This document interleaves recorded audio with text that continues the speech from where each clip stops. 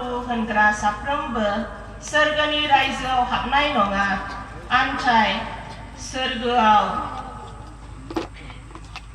थानाय आंनि आफानि गोसोबादि खालामग्रायासो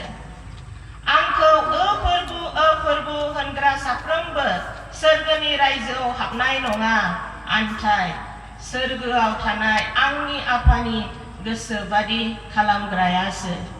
आङो मैया बुंदोंमोन जोङो इसोरनि खाथियाव थानो जोङो माबादि जानो नांगौ जोङो गावखौनो गाव जोङो साननानै नायनि होननानै दिनै जोङो बयबो जोंनि गुस्थि सालायफोराव बिजौआव सालाय बिजौआव जोङो फोरबो होननानै जोङो गाबज्रियो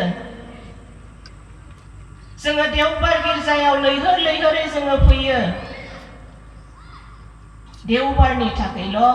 देवबार ख्रिस्टियानल' जानानै जोङो फैनानै रिचुवेल बादि पास्टरा दैदेनब्ला हाफ्रामा दैदेनब्ला जोङो बाख्नायफ्लायो नाथाय जोंनि गुस्थि सालायफोरा इसोरखौ बाख्नायनाया थोजासे जायाखैब्ला जोङो आफानि खाथियाव जोङो थानो हानाय नङा नाथाय जोंनि आखल आखुफ्रा जुदि इसोर बिफानि फोरोंनाय बादिब्ला जोङो बिनि खाथियाव जोङो अराय सम जोङो थानो हागोन आरो जोङो माब्रै इसोरनि खाथियाव थानो हागोन जोङो माब्रै बिनि सोलोंनायफोरखौ जोंनि गोसोआव लानो हागोन इसोरनि बोसोननि सायाव सोनारनानै जोङो माबादि जोङो जिउ खांलांनो गोनां जोङो बेफोरखौ जोङो सोलोंनो नाजानि आरो जोङो साननानै नायनि मैयाबो बुंदों जोङो बबे खनायाव जोङो खहा जालांखो जोंनि दैनन्दिन जीवन जापन खालामनाया बबे खनायाव माबाफोर थालांबाय नामा जों इसोरखौ मान होनाया जों इसोरखौ सिबिनाया होननानै आरो बे जाकबनि 4 अध्याय 4निफ्राय 6 पदआव नायब्ला जोङो नुनो मोनगोन जोंनि बे बुहुमजों जोङो लोगो जानाय बुहुमाव लोगो जानानै जोङो जोंनि इसोरखौ बाख्नायनाय सिबिनायखौ जोङो बावगारलाङोब्ला जोंनि जिबना माबादि जागोन जोङो बे संसारखौसो जोङो गोबायोब्ला मैया जोंनि सेथि बुंथिगिरि रेभरेन्ड सैलेन इसोरिया बुंलांदों जोङो धन दौलतखौसो बुथुमोब्ला नाथाय इसोरनियाव जोङो सोनाराब्ला जोंनि जिबना मा जालांगोन जोङो जुदि जोंनि दैनन्दिन जीवन सभा जालांगासिनो दं नाथाय जोङो सभाखौ नागारनानै जोङो हाथाय बाजारावसो जोङो सम होहैदों बोसोराव खेबसेल' जायो सभाया नाथाय अब्लाबो जोङो सप्ताहिक जानाय सप्तायाव खेबसे जानाय बाजारखौ जोङो नागारनो हायाखै मैयानि दिनाव सभाखौ नायगार थांदों बाजाराव धोन दौलतखौसो जोङो नंथारगौ नांगौसिन जोङो साननानै दङ माबा मोनसे अल्टारनेटिभ खालामनो हाब्लाबो जोङो बेखौ खालामाखै मानि थाखाय मानोना जोङो संसारनिखौसो नागिरग्रोयो इसोरनिखौ जोङो नागिरग्रोनो रोङाखै जाकबनि 4 अध्याय 4निफ्राय 6आव बेबादि लिरदों फोथायैफोर नोंसोरो मिथिया नामा संसारजों बिसिगि जानाया इसोरजों बिसारु जाज्लायनाय होननानै बिनिखायनो सोरबा संसारजों बिसिगि जानो इच्छा जाब्ला बियो गावखौ इसोरनि बिसारु खालामो नङाब्ला नोंसोरो सानो गोथार लिरनाया नंबां जाबाङै होनो बियो जोंनियाव खामि होनाय जिउनि थाखाय गुदुं गुसु जानायजों बिहा उसु खुथु जायो आन्थाय बियो देरसिन दयाखौ होयो बिनिखायनो होनजायो इसोरा दुगाफोरनि जेंगा गसङो नाथाय बियो गुरैफोरनो दया होयो जोङो दुगा जायो संसारनि गासैबो बिउटिफोरजों जोङो लोगो जायोब्ला जोङो इसोरनि गोजानाव जोङो थायो आङो मैयानो बुंदोंमोन जोलाव सेंग्रा सिख्लाफोरहा जेब्ला बियो इसोरजों दैदेन जायो इसोरनि खाथियाव थानानै बियो जुदि लोगोफोरनि खाथियाव थायोब्ला जौ लोंनायाव लोगो लाफायाब्ला जुआ गेलेनायाव लोगो लाफायाबा सिगारेट सोबनायाव जुदि बे लोगो लास्लायाबा अब्ला बिहा लोगो गोमायो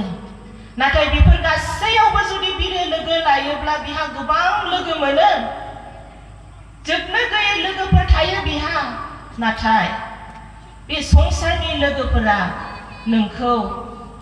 इसोरनि खाथियाव सोरगो रायजोआव माब्लाबाबो हाबनो होनाय नङा बेनिखायनो जोङो संसारनि लोगोफोरखौ जेसेबां बुथुमनो हायो बुथुम नाथाय इसोरखौ लोगोग्रा इसोरखौ मानिग्रा इसोरनि खाथियाव थाग्रा इसोरखौ मान होग्रा इसोरखौ दाव दाव खालामग्रा लोगोफोरजोंसो जोङो थानो नांगौ आरो बेबादिनो बे जाकबनि 4 अध्याय 11निफ्राय 12 पदआव जोङो नायनो मोनगोन गुबुनखौ जोङो जोबोद बिसार खालामो गुबुनखौ जोङो जोबोद बिसार खालामो गावखौ जोङो बावगारो नाथाय इसोराल' जोंखौ बिसार खालामग्राया जोंहा एखथियार गैया गुबुनखौ जोङो बिसार खालामनो गुबुननि दुखु सुखुआव जोङो लोगो लानो हागोन बियो मानि थाखाय बेबादि जादों बेखौ जोङो सावरायलायनो गोनां नाथाय बिनि अनगायै जोङो बुङो बियो बिदिसो आरो बे खैफोदाव गोग्लैनो थाखाय बेफोरबादि जोङो आनजादाव गोग्लैनो थाखाय जोबोद गोरलै मानोना बेबादि आबहावायावनो जोङो देरगासिनो दङ देरबोगासिनो दङ देरबोबाय आरो दानि जि जेराव सेंग्रा सिख्लाफोर उन्दै उन्दै गथ'फोर बेफोरखौबो जोङो बेबादिनो फोरोंगासिनो दङ दिनै जोङो साननानै नायनि जोङो सोरखौ बेबादि बिसार खालामनानै इसोरनि गिर्जा न'निफ्राय जोङो गोजान खालामखो जोङो सोरखौ इसोरनि गोथार न'निफ्राय गोजानाव दोनहरखो नाङा फाङा बाथ्रा बुंनानै दुखु होनानै जोङो साननानै नायनि आरो जोङो जाकबनि 4 अध्याय 13निफ्राय 17 जोङो नायोब्ला नुनो मोनगोन जोङो गाबोननि थाखाय गोगा जानाय आङो बेबादि खामायनानै लाजासै थोजासे जेन' गाबोन आंहा थोआ जायै बादि नाथाय जोङो इसोरखौसो जोङो हामबाय होनो नांगोन जुदि जोङो गाबोनबो गोथाङै थाबावोब्ला जोङो मिन्थिनो हाया जोङो बुंनो हाया बबेनि समाव इसोरा जोंखौ बे संसारनिफ्राय लांग्रोगोन होननानै नुवा नुस्लाबा हाथाय बाजार लामा हान्थिनाय बबेबा खामानि मावफुनाय समाव उन्दुनाय समावनो इसोरा गावनियाव लांग्रोयो आं मैयाबो बुंदों नाथाय जोङो ओरैबादि अख्रा अहं नाङा आङो दिनै आंनि पापनि थाखाय आंहा सिखार लानायनि सम जायाखै होननानै गाबोन आङो खालामगोन खालमासि आङो खालामगोन समफोर आङो खालामगोन होननानै जोङो बेबादि दुगा जानानै थायो नाथाय दानो बोथोरा सफैबाय समा सफैबाय इसोरनि खाथियाव फैनो थाखाय draw near to God होननानै बुंदों आङो माखासे बिमा बिफाफोरखौ आङो बुंनो हास्थायदों दिनै जोङो माब्रै इसोरनि खाथियाव थानो हागोन जोङो इसोरनियाव भरसा खालामनानै जोङो न'खरखौ दैदेननो हागोन जोंनि फिसा फिसौफोरखौ जोङो माब्रै फोरोंलांनो हागोन जुदिब्ला दिनै जोंहा बिमा बिफा जानानै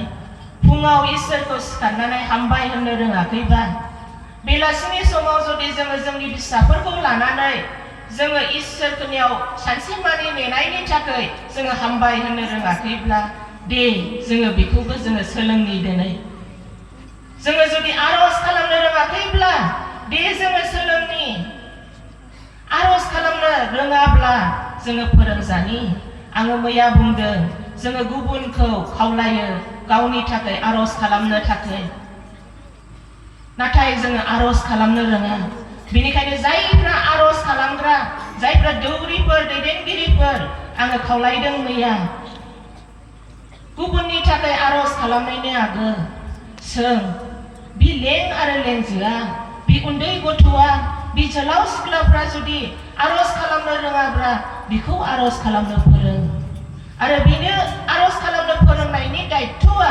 रेसपन्सिबिलिटिया बियो नों आरो आंनि सायाव इसोरजों रायज्लायनो फोरों आरो जेराव सेंग्रा सिख्लाफोर आङो खावलायनो गोसो जादों गावनि फोथायनायखौ गोगोम खालाम गावनि फोथायनायखौ गोगोम खालाम इसोरनियाव भरसा खालाम जेरै जाकबनि सारिनिफ्राय 6 बुंदों संसारजों लोगो लाज्लायोब्ला जोङो लोगो जायोब्ला जोङो इसोरनिफ्राय गोजान जायो आरो इसोरनिफ्राय गोजान जायोब्ला जोंनि जिबना धंसनि लामायाव थाङो आरो बे धंसनि लामायाव थाङोब्ला नोङो माब्लाबाबो सिखांफिननो हानाय नङा नोङो गुस्थि सायाव फोरबु होननानैल' गाबज्रियोब्ला बे जोंनि गाबज्रिनाया बै सोरजिगिरि बासायग्रा जिसु ख्रिस्टनिसिमबो सहैनाय नङा आरो गासैबो कमिटि दैदेनगिरिफोर दौरिफोर बिसोरखौबो आङो खावलायनो गोसो जादों जोङो जेखि जोङो डिसिजनफोर लाया मानो जोङो सानज्लाया मानो जोंनि डिसिजन लानाय जोंनि सानज्लायनायफ्रा जेन' इसोरनि गोसो बादि जायो जोङो इसोरजों जेन' जोङो दैदेन जायो जोंनि गासैबो एक्शन्सफ्रा ना जोंनि मावनाय हाबाफारिया जोंनि डिसिजनफ्रा जेन' गुबुनखौ दुखु होआ जोंनि डिसिजनफ्रा जेन' गुबुनखौ गावस्रा होआ नाथाय जोंनि गासैबो सानज्लायनायफ्रा जेन' खौसेथिखौ लाबोयो आरो दैदेनगिरिफ्रा सानज्लायनायनि सिगां नंगौ आर'जआव गथायग्रोयो नाथाय बे आर'जआ जेन' सर'बादि जाया ओंथि गोनां आर'ज जेन' जानो हायो बेनिखायनो इसोरा जोंनो मोजां समाय लानायखौबो होदों जोंनो प्रमिस खालामदों इसोरा जोङो जुदि बिनि खाथियाव थायोब्ला बियो जोंनो गोजोननायखौ होगोन बिनि दैदेननाया जोंजों अराय सम थागोन जुदि जोङो दैदेन जानो हास्थायोब्ला नाथाय जोङो जोंनि गोसोखौ खोबथेनानै लायोब्ला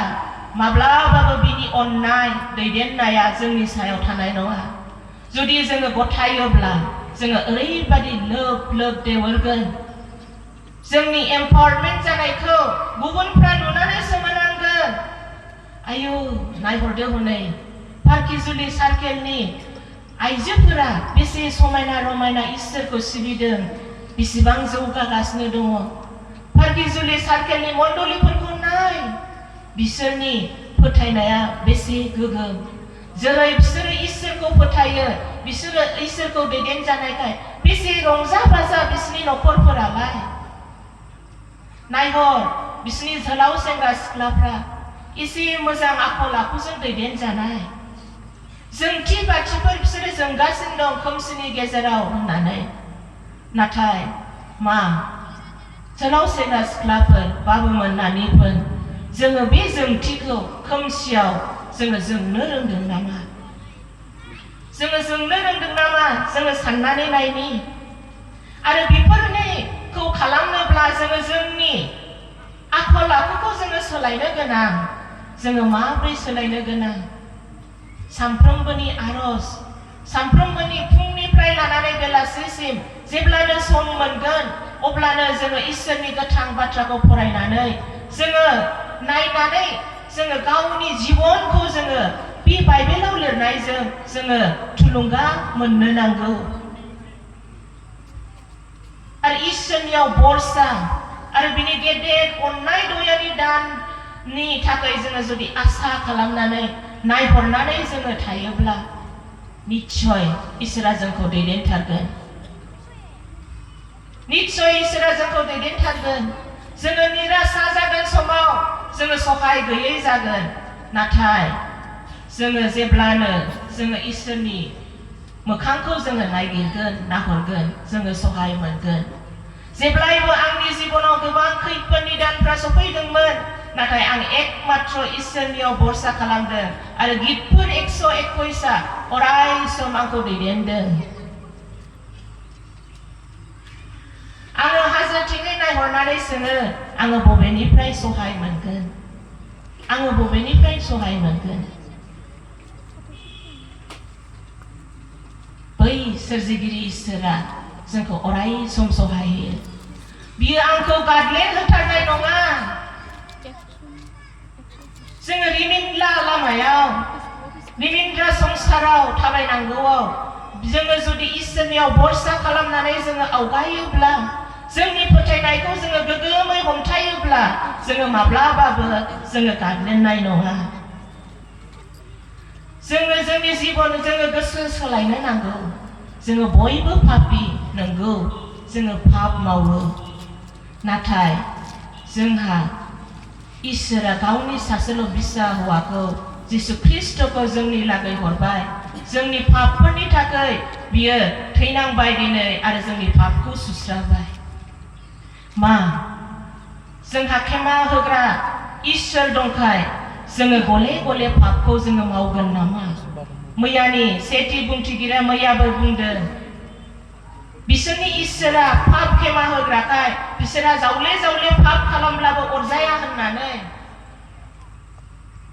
मा जोङो गले गले जिसु ख्रिस्टखौ जोङो क्रुसाव होफ्लायबाय थागोन नामा? बिनि खर'निफ्राय आथिं आखाइनिफ्राय अहेबनिफ्राय थै बोहैनायखौ जोङो नायगार जोङो बोहैहोबाय थागोन नामा? ना जोङो जोंनि गोसो सोलायनायजों जोंनि मन परिबर्तन जानायजों बै बोहैनाय थैखौ जोङो फुगारगोन नामा?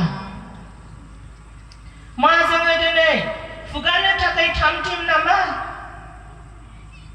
आरो जोङो अराय सम मोननै गोसोखौ लानानै जोङो थायो, नाथाय मोननै गोसोनि खैफोदा जोबोद गाज्रिथार। गोसोआ मोननै जायोब्ला जोंहा गोबां खैफोद फैयो। बिमा बिफाफोर, जोङो जुदि जोंनि न'खरखौ ख्रिस्टियान न'खर खालामनो जोङो गोसो जादोंब्ला जोंनि गोसोआ मोननै जानो नाङा, बैयाव मोनसे बेयाव मोनसे जानो नाङा। जोङो इसोरखौ हामबायनाय इसोरनि मोखाङाव जोङो पाप खेमा लायो, नाथाय बिनि उनावनो जोङो मोनसे खामानि गुबुन मोनसे खामानि जोङो मावो जेखौ इसोरनि मोखाङाव हामजा जानाय गैया। जोङो जोंनि न'खरफोरखौ जोङो गोरबोआव गोबानानै जोङो लानानै इसोरनि खाथियाव जोङो अराय सम गथायफ्लायनो नांगौ। नङाब्ला जोंनि न'खरफोरा दिनै बायफ्रुलांगोन। दिनै मानो बायफ्रुयो? दिनै मानो न'खरफोराव गोजोननाय गैया? बिफाया फिसाज्लाजों रायज्लाया, फिसाज्लाया बिफाजों रायज्लाया, फिसाजोआ बिमाजों रायज्लाया, बिमाया फिसाजोजों रायज्लाया, बिखुनजोआ बिहामजोजों रायज्लाया, बिहामजोआ बिखुनजोजों रायज्लाया। मानि थाखाय बियो? मानोना जोङो गाज्रिखौसो संसारनि गासैबो लुबैनायफोरखौ जोंनि गोसोआव दोनो, जोंनि अहंकार गोसोखौ जोङो मोखाङाव दोनो, नाथाय इसोरनि बोसोनखौ जोङो बावगारो। दिनै मानो न'खरफोराव बिहामजो लाबोब्लानो धंस जायो होननानै? मा बिमाफ्रा बिफाफ्रा फिसाजोखौ फोरोंनो रोङाखै नामा? ना बिमा बिफाफ्रा फिसाज्लाखौ फोरोंनो रोङाखै नामा? दिनै बिहामजोफ्रा गाज्रि जानो हागौ, नाथाय बिखुनजोफोरहाबो मोनसे दायित्व दं, रेसपन्सिबिलिटि दं बेखौ फोरोंनायनि थाखाय। आरो बेजों लोगोसे बिहामजोफ्राबो दायित्व दं गावखौ बे न'खराव गथायनो थाखाय। मानोना जुलि जानायनि गेजेरजों नोङो बे न'खरावनो फैखाबाय, बेखौनो आंगोनि न'खर होननानै नोङो नाजावनो गोसो जानो नांगौ। नाथाय दानि जुगाव बेफोर गासैबो नुजाथियासै। गाज्रिनिफ्राय गाज्रि महर लानानै थांबाय। इसे चान्स मोनब्लानो सम मोनब्लानो बिहामजोफ्रा गाव गावनि न'आव गावनि बिमानि न'आवसो खारलांफिनो, नायखेनानै थाङो गावनि बिहाव बिखुनजोनि न'खौ, गावनि फिसायनि न'खौ। नाथाय नोंनि फिसाया नोंखौ गावनि न'खरजों लोगोसे रंजा बाजा मिलि जुलि रायजो जानो, इसोरखौ बाख्नायनो, इसोरनियाव रंजानो थाखाय नोंखौ लायदों, नाथाय गुबुननि न'खराव अर सुनो थाखाय नोंखौ लायाखै। आरो बिखुनजो, आङो नोंखौबो खावलायनो गोसो जादों। आङो मोनथिया दिनैबो सोरहा बेबादि गुलाय गुजाय दङ न'खराव, नाथाय आङो खावलायनो गोसो जादों नोङो नोंनि बिहामजोखौ नोंनि फिसाजो होननानै बजबनानै ला। नोङो जुदि लाबोनो हायाखैबा नोंनि बिहामजोखौ नोंनि फिसा हिसाबै दिनै नोङो इसोरनियाव गावखौ गथाय आरो नाजाव। आरो दिनै जोङो बिदा फंबाय बिब' बिनानावफोरनि गेजेराव धोन सम्पतिखौ लानानै गोबां गुलाय गुजाय जोङो जायो। जोंनि मेगन सानायफोरजों जोङो एना एनि जाज्लायो। नाथाय गोसोखां, बे संसारनि धोन दौलता जोंखौ बासायजानायनि लामायाव लाङा, नाथाय संहार जानायनि लामायावसो लाङो। आरो कमिटिनि दैदेनगिरिफोर, जोङो दानि जुगनि जोलाव सेंग्रा सिख्लाफोरखौ जोङो नायनि, बिसोरो दिनै गिर्जायाव फैनो गोसो जाया, बायरा थायो, सभा जायो, खना खना थाखुमायो, सोबखुमायो, लोंखुमायो। नाथाय दिनै जोंनि रेसपन्सिबिलिटि बियो जों दैदेनगिरिफोरनि खना खनला नागिरनानै बिसोरखौ बानजायनायनि, इसोरनि बोसोननि गेजेरजों अननायजों जोङो बानज्लायनि। खोदाव होसि रायनायजों जोङो जोंनिबा गोसोखौ जोङो सोलायहोनो हाया। नाथाय इसोरनियाव गथायनायजों लोगोसे अननायजों आरो इसोरनि अननायखौ होनानै आरो गोथार जिउनि दैदेननायजों जोङो बिसोरखौ जोङो फोरोंलांनि। आरो अराय सम जोङो जेब्ला जोंनि कमिटिफोराव सानज्लायो, जोङो गोथार जिउजों जोङो दैदेनजानि। मानोना जोंनि कमिटिफ्रा नंबां जबां कमिटि नङा, नाथाय इसोरनि रायजोखौ मावनायनि कमिटिफोर। इसोरनि रायजोखौ मावलांनो थाखाय जोङो फुनजानाय लें आरो लेंजोफोर दैदेननो थाखाय। दिनै सभानि कनभेनर बिथाङा बियो हारसिङै बियो गावनि बोलोजों बियो दिनै सभाखौ खुंफुंनो हायाखै, नाथाय बियो इसोरनि दयाजोंसो। गोथार जिउआ बिसोरजों लोगोसे थानायलाय दिनै सभाया गाजा गोमजायै रंजा बाजायै जोङो दैदेनजादों। आरो जोङो जेब्ला इसोरनि खाथियाव थायोब्ला जोङो मा फिथाइ एबा फिननायखौ जोङो मोननो हायो? जोङो गोसो सोलायोब्ला इसोरा गोसोखौ गोदान खालामफिनो। जोङो गोसो सोलायनानै इसोरनियाव जोंनि पापफोरखौ खेमा बियोब्ला, जोङो गाबखाङोब्ला इसोरा जोंनि गोसोखौ गोदान खालामफिनो। रमान्सनि 12:2 बेबादि लिरदों, आरो नोंसोरो बे संसारनि बादि दाजा, नाथाय गोसोनि गोदान जानायजों सोलायजा। नोंसोरो इसोरनि गोसोआ मा बे जाबाय मोजां हामजाजानाय आरो गुरगनायखौ आनजाद नायनानै मिथिनाय बादि। जोङो गोदान गोसो लानानै गुरगनाय गोसोजों जोङो जेन जोंनि जिबनखौ दिनै बे 2025 साननि जि बोसोरनि जोंनि लामा हान्थिनाय बेखौ जोङो इसोरनियाव गथायनानै जोङो जोंनि जिबनखौ जुदियोब्ला जोङो इसोरनि खाथियाव थानो रोङाखै, दिनैनो सम जोङो जोंनि गोसोखौ सोलायनानै जोङो इसोरनि खाथियाव जोङो थानि। आरो खौसेथिखौ लाबोनो थाखाय जोङो अराय सम जोङो नाजानि। दिनै जानो हागौ बे सभायाव बयबो बिबानफोर मोनाखै जानो हागौ, नाथाय नोङो बिबान होजायाखैब्ला मा नोङो बे सभायाव लोगो लानाय नङा नामा? बिबान होजानाय होजायै बयखौबो इसोरा लिंहरदों गावनि खाथियाव फैनो थाखाय। बोसोराव खेबसेल' जायो बे सभाया, आरो बे समानो जोंनि थाखाय मोनसे गोनांथिनि सम। आरो बेबादि सभाखौ मोनफिननो जोङो बोसोरसे माने नेबावनांगौ। आरो बे बोसोरसेयाव मा जालांगोन जोंनि जिबनाव जोङो जेबो मिथिया, जोङो जेबो बुंनो हाया बबे समाव जोङो बे संसारनिफ्राय आनज्रायलांगोन, जोंनि जिबना मा जालांगोन। बिनिखायनो जोङो खौसेथियाव थानानै जोङो फिथाइ गोनां जानि जोङो मोजां फिथाइ थायग्राफोर जानि जोङो आरोबाव जोंजों लोगोसे इसोरखौ मोनथियैफोरखौ जोङो नागिरनि नोङो थांनानै लाबोनो रोङाखैब्ला नोंनि आखल आखुआनो सोरखौबा नोंखौ सोंहोनो हानाय बायदि जोङो दिन्थिनि आदा बाजै बिब' बिनानाव नोंनि आखल आखुआ माने एसे मोजां अब्ला नोङो बुंनो हागोन मानोना आंहा गोथां इसोर दं आंखौ दैदेनग्रा इसोर दङ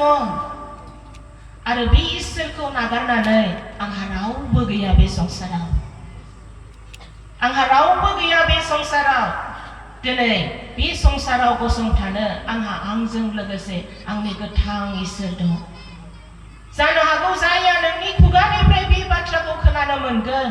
बिबो दे बिदिब्ला आंनोबो नोंनि इसोरनि लागै आरोबाव खोन्थाबावदो आंनोबो खाबु होदो नोंनि बे इसोरखौ बाख्नायनो थाखाय नोंनि बे इसोरखौ खुलुमनो थाखाय बेबादि आंनो राहा होदो गालातियानि 5:22 तेइसाव नायोब्ला जोङो नुनो मोनगोन आरो दिनै आङो गोबां बुंलांबाय आरो मैयाबो बुंबाय जोङो पाप मावोब्ला जोङो माबोरै इसोरनिफ्राय जोङो गोजान जालाङो जोङो माबादि इसोरनिफ्राय जोङो गोजान जालाङो जोङो जानगारलाङो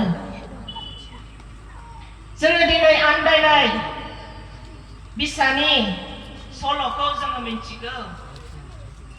बयबो मिथिगौ ना आन्दायनाय बिसाया माबादि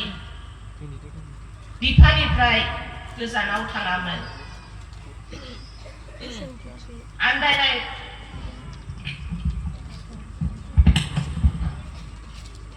आन्दायनाय बिसाया दिनै बिफानिफ्राय बेसेबा गोजानाव बियो थांदों गावनि बाहागोखौ फाननानै बियो दुगा जानानै बिफानि बिखानि अननायनिफ्राय बियो गोजानाव थांदोंमोन नाथाय बियो उनाव जेब्ला अमाफोरजों थानानै बियो अमानि जानायफोरखौसो जानाङो अब्ला बियो माबादि गावनि बिफानि अननायखौ बियो गोसोखांफिनदों लुकासनि 15:17 20 पदआव जोङो नायोब्ला जोङो नुनो मोनगोन जोबनायाव बिनियाव बे साननाया सफैदों आफानियाव एसेबां फैखारफोरहा जानायफोरनि उसिख्लायनाय दं आरो आङो बेयाव उखै जानायजों नस्थ जायो बे आङो सिखांनानै आंनि आफानियाव थांफिननानै बिखौ होनगोन आफा आङो इसोरनि जेङा आरो नोंनि सिगाङाव आङो पाप खालामबाय आङो नोंनि फिसाज्ला मुंख'जाबावनो समायथावथाव नङा नोंनि फैखारनि सासे बादि आंखौ बाहायदो आरो सिखांनानै बियो गावनि बिफानियाव थांदों बियो गोजानाव थानायावनो बिनि बिफाया बिखौ नुहुरनानै अनखांदों आरो खारलांनानै बियो गावनि फिसाज्लाखौ गाबनानै बुंदों खुदुमदों दिनै जोंबो इसोरनि अननायनिफ्राय जोङो गोजानाव दङ गोजानाव जुदि थांबायब्ला दिनै जोङो गोसोखांनि आफानि न'आव बेसेबां गोजोननाय दं बेसेबां मोजां जानाय लोंनायफोर दङ आफाया जोंखौ बेसेबां अनो जोंनि इसोर बिफाया जोंखौ बेसेबां अनो दि जोंबो गिदिंफिननि जोङो गोजान जादोंब्ला जोंनि गोसोखौ जोङो सोलायनि बै आन्दायनाय फिसाज्लाया जेरै गोसो फिनफिनदों दि जोंबो फिनफिननि जोङो गावखौ साननानै नायनि जोङो इसोरनि खाथियाव जोङो थानो रोंबोखोना रोंबोदिया मानोना जोङो मानसिसो जोङो गोबां समावनो जोङो टेम्पटेशनफोराव जोङो गोग्लैयो लुबैनायफोरजों जोङो गोग्लैयो आरो इसोरनियाव खुद्रियो आरो गावनि गाज्रि गोगा गोसोखौ लानानै जोङो गावनि गोसो बादि मावनो सानदोंब्ला दिनैनो सम बिफानियाव फैफिननो थाखाय बिमा बिफाफोर जोङो जुदि जोंनि फिसाफोरनि मोखाङाव मोजां आखल आखु दिन्थिनो रोङाखैब्ला बे जोङो सोलोंनि मोजां आखुखौ दिन्थिफिननो थाखाय न'खराव जुदि गोजोननाया गैया गोजोननाय गैयै जादोंब्ला बे जोङो सेस्था खालामनि जोङो गोसो फिनफिननानै जोङो मोजां न'खर जोङो सनानि न'खर जोङो लुनायनि रुजु रुमु जोङो रायजो जानि आरो बे रायजो जानायनि गेजेरावनो जोङो जिसुखौ दोननि आरो जिसुनि क्रुसनि जोङो थाबायलांनि जोलाव सेंग्रा सिख्लाफोर दे जोङो गोसो फिनफिननि जुदिब्ला जोङो बे संसारनि गासैबो मायाफोराव जोङो गोजावदोंब्ला जोङो उनफिननि आरो बै आन्दायनाय बिसाया जेरै बिफानियाव फैफिनदों आरो बिफाया जेरै रंजा बाजा बिखौ नाजावफिनदों आरो खुदुमदों नंथारगौ जोंनि बासायगिरियाबो जोंखौ गोबागोन जोंखौ खुदुमगोन गावनि गोथार अननायनि गाननायखौ जोंनो गानहोगोन जोङो बयखौबो बियो बजबगोन बियो मालाबाबो नागारथारनाय नङा आरो बे आन्दायनाय बिसानि जि मोनसे मेथाइ सुजुजादों जोंनि आलासियाबो मोजां मोनो बेखौ आरो बिनिखायनो आङो बे मेथाइखौ खननो थाखाय ममता आरो सुबुंसा फैलोगो आंजों रंजाफानो आन्दायनाय बिसानि बिसयाव बेखौ जोङो खोनासंनि आरो बिनिफ्राय आङो दसे एसे सम लाबावनानै जोङो बे फुंनि समनि बुंनायखौ आङो फोजोबगोन